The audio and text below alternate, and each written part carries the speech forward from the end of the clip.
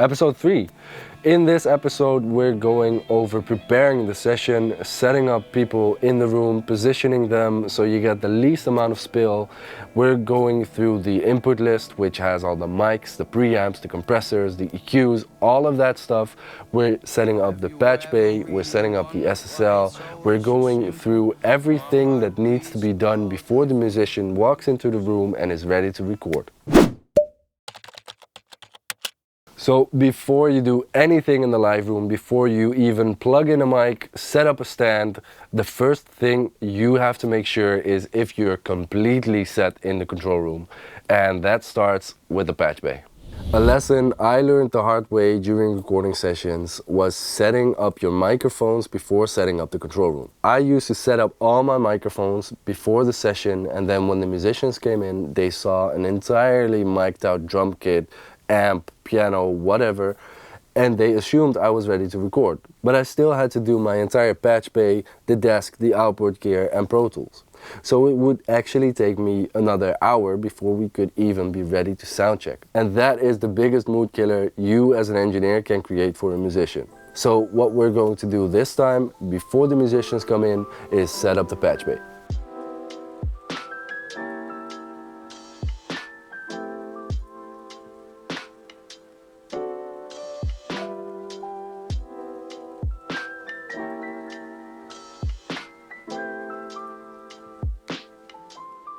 The Patchbay. This is where everything goes to everywhere. Everything is connected to the Patchbay. So at the top over here, we've got the mic lines. There are 56 mic lines. Those are the XLR inputs all over the studio. There's 44 in the live room, there's 8 in the lounge, there's 4 here in the control room, and they all end up here. The first 32 of those mic lines go directly to the mic inputs of the SSL. So channel 25 goes to mic input 25. If we want to use any of the other amazing preamps in the outboard racks, we have to patch that. So for example, we've got the U87s on piano, and I really want to hear how they sound through the API preamps. So what I do is I grab channels 17 and 18 because they are patched into 17 and 18 over there in the live room, and I send those down here to API 1 and API 2. Those are the inputs of the APIs. Then I get to other patch cables and I take it from the outputs of the API preamp to the line inputs of channels 17 and 18. So after that API color, I also want to be able to use some tube EQ, and I'm going to use the massive passive for that. So we're going to go from the insert send of channel 17 and 18 to the input of the massive passive, and then the output of the massive passive we route to the insert returns of channel 17 and 18.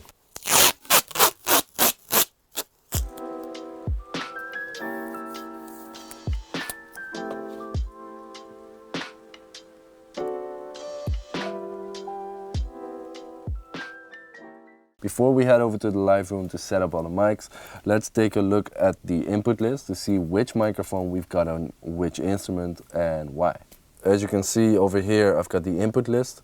There's the column over here on the left, and that is all the wall boxes. So every other color is a different wall box. So you see the reddish one is 1 to 8. That's the one right here next to the control room. Then we've got 9 to 20. That's over at the piano, 21 to 32, and 33 to 44 is in the back of the live room as well on the right side. Then we've got 4 in the control room over here, and then we've got the last 8 in the lounge. That all comes back to the Patchbay over here. That's the very top row with the 56 mic lines from all over the studio over here. So you can patch every microphone to a preamp and then back to the desk. The second row, which is the source, then we've got the microphone, the preamp. The chain is for stuff that I patch directly after the preamp. So if I want the CO1B directly after the Neve before it goes to the desk, for example, that goes on the chain. Then we've got the desk channel, that's over there. There's 32 channels on the desk. And then I've got the insert. So that's if the source is already on the desk and I need something on the insert. The converter, so which of the 32 converters I'm using. Then we've got one blank for notes. Then we've got the monitor channel, So which large fader is it coming back to from Pro Tools? And then we've got the track, and that's the track name for that monitor channel. So the name that goes on top of the large fader. Then we've got the power play system, the headphone system for the musicians that has 16 inputs, and on the right you can see which source I assign to which input. Let's start all the way in the top. On 7 and 8 I've got the room mics. Those are the 414B ULSs by AKG, vintage ones with transformers because I like that sound. Then I've got the 710-1 and the 710-2, so that's the 4710, that's over there. Those I really like because you can switch between transistor and tube and you can make a blend in between, and I really like that character and how that deals with transients. So I often route my room mics to those. Then that should go to desk channel 7 and 8, but I wanted these room mics to be on faders 31 and 32, so I already patched them to desk channel 31 and 32.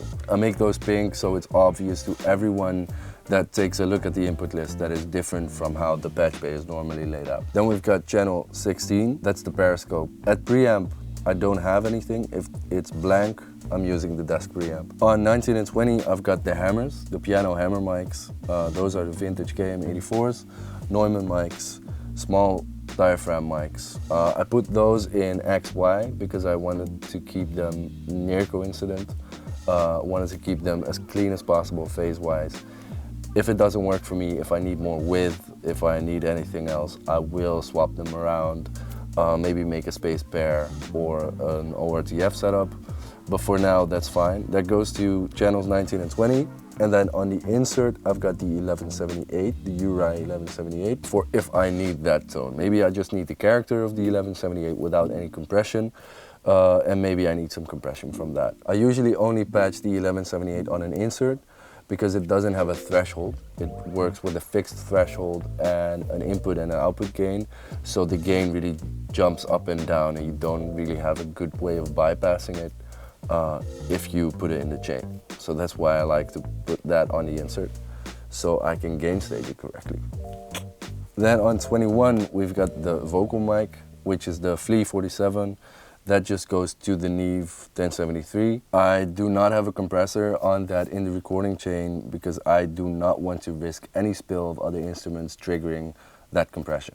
Then on 23, we've got the Violin. That's a Biodynamic M160, and that goes to the Great River MP500 NV. That's a lunchbox unit. Let's see where that is. It's over there. It's that one. That's a great Neve 1073 replica. I love those. If you're in the market for a great preamp cello with the U87 AI, that goes to the LA610. Then on bass low, we've got the vintage U67 into the Neve 1073, and that does get the CO1B in the chain because that is so close and there isn't going to be an instrument that has more energy. I don't think any of the other spill is going to trigger that compression there. And if anything does trigger that compression, I can always turn up the threshold all the way. All right, so for the monitoring for the musicians, we've got the Behringer PowerPlay 16. It has 16 inputs. You can select an input and dial up or down the volume and then have your master level over here.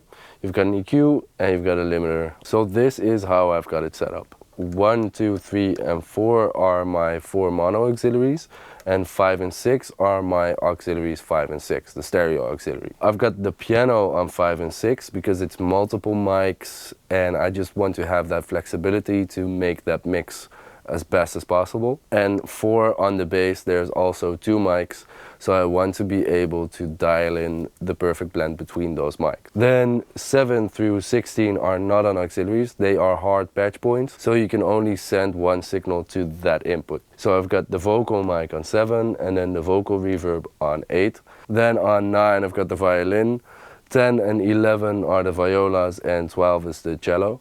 And on 16, I've got my own talkback. It is almost time to record. In episode 4, we'll go over the entire recording process, so stay tuned and don't forget to like and subscribe.